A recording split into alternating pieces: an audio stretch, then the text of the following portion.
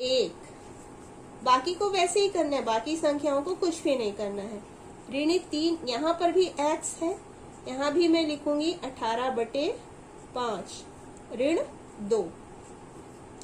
अब मुझे हल करना होगा 18/5 में ऋण 1 को घटाना, तो 2 तो मुझे ऐसे ही लिखना होगा। 18/5 में 1 को घटाना है तो इसे परिमेय बनाना पड़ेगा, तो 1 के नीचे में यदि 1 लिख देती हूँ तो ये परिमेय बन गया। अब परिमेय संख्याओं को यदि हम घटा रहे हैं तो इसके लिए दोनों के हर बराबर होने चाहिए, और अगर हर बराबर नहीं है तो पहले हमको हर को बराबर करना पड़ेगा। यहाँ देख रहे हैं आप, इसका हर है 5 और इसका हर है 1, तो दोनों के हर यदि मैं बराबर करूं तो पहली संख्या मुझे लिखनी होगी 18/5 और इसको गुणा करना पड़ेगा दूसरी संख्या के हर से। दूसरी संख्या का हर है 1, तो मैं इसको गुणा कर देती हूँ 1 और 1 से, ऊपर नीचे दोनों जगह। फिर ऋण का चिन्ह लगाऊंगी, फिर 1/1 दूसरी संख्या को मैंने लिख दिया। अब इस दूसरी संख्या को पहली संख्या के हर से गुणा, पहली संख्या का हर है 5, यहाँ ऊपर नीचे दोनों जगह मैंने 5 से गुणा किया। ये आप स्पष्ट समझ लीजिए, यदि आपको हर को बराबर करना है तो आपको पहली संख्या लिखनी होगी और पहली संख्या को गुणा करेंगे आप दूसरी संख्या के हर से, फिर आप दूसरी संख्या को लिखेंगे और दूसरी संख्या को आप गुणा करेंगे पहली संख्या के हर से।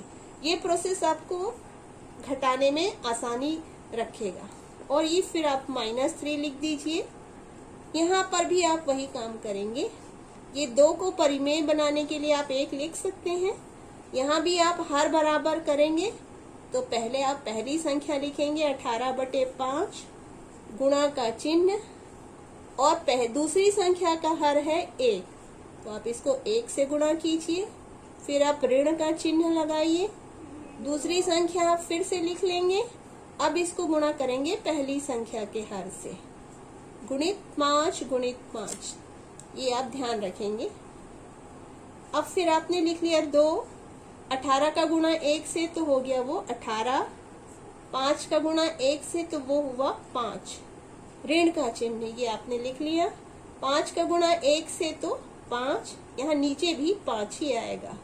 यहाँ आप देख रहे हैं दोनों के हर बराबर हो गए। अब आप आसानी से इनको घटा सकते हैं। पहले आगे भी वही कर लेते हैं। 3 को आपने ऐसे ही लिखा, 18 का गुणा 1 से तो ये हो गया 18, 5 का गुणा 1 से तो हो गया 5।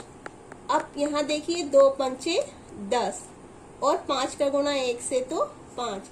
आप देख सकते हैं कि दोनों संख्याओं के ब्रैकेट्स में जो हर है वो बराबर है। 2 आपने ऐसे ही लिख दिया, दोनों के हर समान है इसलिए उसको एक साथ लिख सकते हैं एक बार। 5 लिख दिया और ऊपर वाली संख्या को आप ऐसे ही लिख दिए 18 ऋण 5। इस प्रकार आप कर सकते हैं यदि हर बराबर हो तब, और यदि हर बराबर नहीं है तब ऐसा लिखना संभव नहीं है। ऋण 3 आपने लिखा, यहाँ भी हर एक समान है, आप एक बार लिखेंगे हर को, ऊपर में लिख लिया आपने 18 ऋण 10। अब नेक्स्ट स्टेप में अगले पेज पे चलते हैं। ये आप हल कर रहे हैं 2, 18 में आप 5 को घटा रहे हैं तो आपको मिल रहा है 13, और नीचे में तो 5 आएगा ही क्योंकि हर है वो, उसमें कोई चेंजेस नहीं होंगे। तो आप पहले यहाँ पर लिख लेंगे 13/5।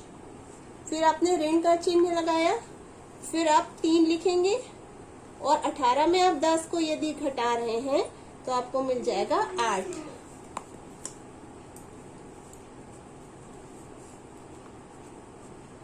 8/5, ये आपने इस प्रकार लिखा। अब 2 का गुणा आप 13 से कर देंगे, 2 13 26 और हर में आ गया 5, 26/5।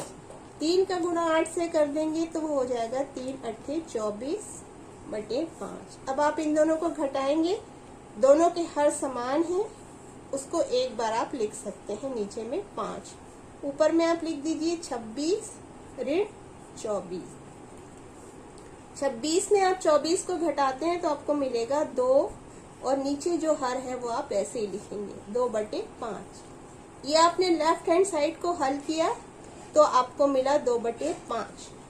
और अभी उत्तर की जांच कंप्लीट नहीं हुई है, आपको ऐसे ही राइट हैंड साइड के लिए भी करना पड़ेगा, यानी कि दाएं पक्ष में जो दिया गया है वो आपको लिखना पड़ेगा। दाएं पक्ष में दिया गया है 4x ऋण 3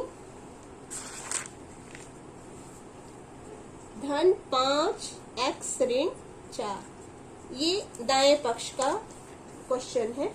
तो आप इसको भी हल करके ऐसे ही वैल्यू लाएंगे तभी आपका हल सही सिद्ध होगा। यहाँ भी आप वही करेंगे, 4 को ऐसे ही x की जगह जो आपने वैल्यू निकाली थी 18/5 वो ऐसे लिखेंगे, 3 को आप यूं ही लिख देंगे, फिर लिखेंगे 5 और x की जगह फिर से आप लिखेंगे 18/5 और ये 4 का 4। यहाँ भी आपको वही प्रोसेस करना है।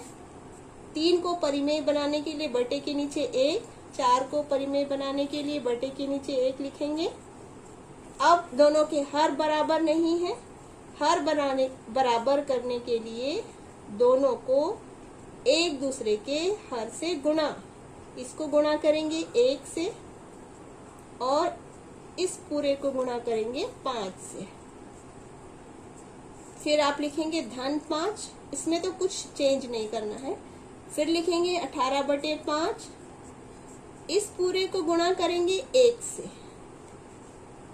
फिर आप दूसरी संख्या लिख लिए और इस पूरे को गुणा करेंगे 5 से। 4 का 4 ही आएगा, 18 एकम 18, 5 का गुणा 1 से हुआ तो वो हो गया 5, 3 पंचे 15 और 5 एकम 5। इस प्रकार गुणा करके आपने लिख दिया तो आपको यहाँ मिला 18/5 और यहाँ मिला 15/5। फिर धन 5 ऐसे ही लिखा गया, यहाँ भी आपने गुणा किया 18 एकम 18 और 5 एकम 5। यहाँ पे आप गुणा कर रहे हैं तो मिलेगा 4 पंचे 20 और 5 एकम 5।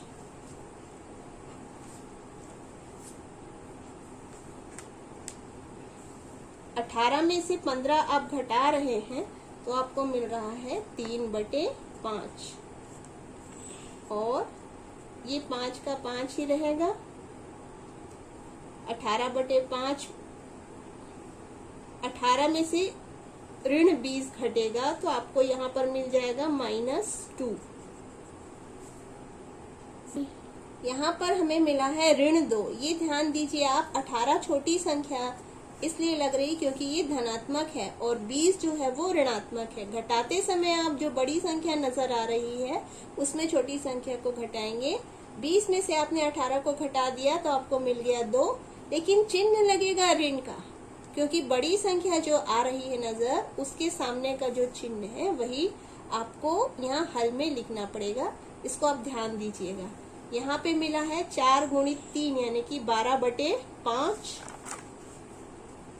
आपको मिल गया 12/5 यहाँ। और यहाँ आप देख रहे हैं 5 का गुणा ऋण 2 से हो रहा है तो ये हो जाएगा ऋण 10, ऋण 10/5 इस प्रकार। और दोनों के हर समान है तो एक बार लिख लिया मैंने। अब ऊपर में आ गया 12 ऋण 10, 12 में 10 घट जाएगा तो वो हो गया 2, 2/5 ये 2। अब आप देख सकते हैं समीकरण 1 और 2 से दोनों पक्ष बराबर आ गए हैं तो आप लिख सकते हैं left hand side is equal to right hand side, यानी कि आपका हल सही है क्योंकि आपने राइट हैंड साइड में जो वैल्यू निकाली है 2/5 वही लेफ्ट हैंड साइड में भी आई है। तो आपको यहीं तक हल करना है। पहले प्रश्न को हल कीजिए और उसके बाद उत्तर की जांच कीजिए, और उत्तर की जांच में यदि दोनों पक्ष बराबर आते हैं तो आपका हल सही है। और इस प्रश्नावली के सारे प्रश्न इसी प्रकार आप बनाएंगे। सवाल लंबे जरूर हैं लेकिन आपको स्टेप वाइज करना होगा उसे। Thank you.